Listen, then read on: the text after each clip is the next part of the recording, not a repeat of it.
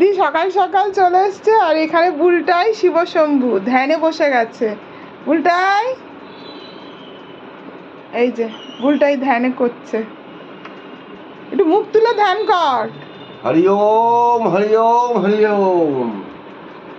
এই যে ডামরু, ত্রিশূল, আর ওই যে এটা হচ্ছে সাপ। দারুন দারুন।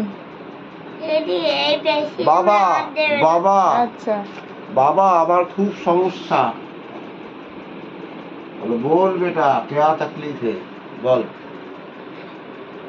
বাবা বলছি আমি একটা জিনিস খুব ভালো খাই, কিন্তু সেটা আমি আজকে আমাদের বিকালের টিফিন ফুচকা। ফুচকা বাড়িতে এসছে যেহেতু বৃহস্পতিবার।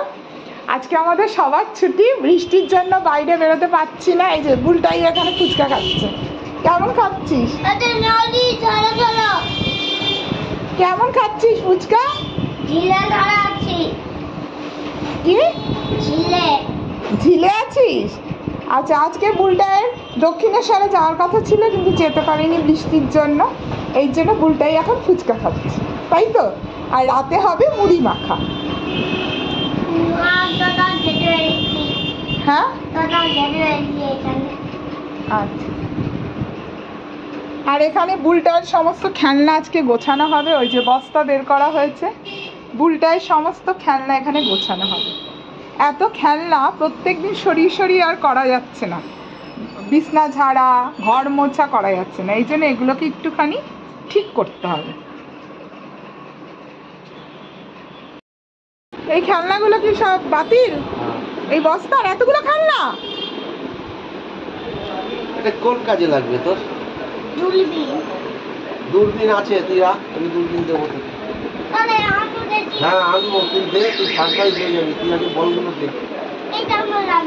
আরে ওই যে বড়গুলো দে, বড়গুলো। ওই বড়গুলো কি ফেলে দেবে?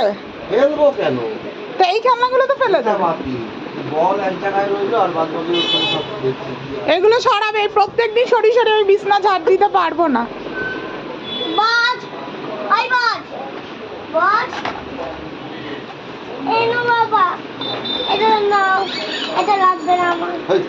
এটা ভালো আছে। আরে ওটা দিলেই আমি লাগিয়ে দেবো। এই খেলনাগুলো রাখা হচ্ছে,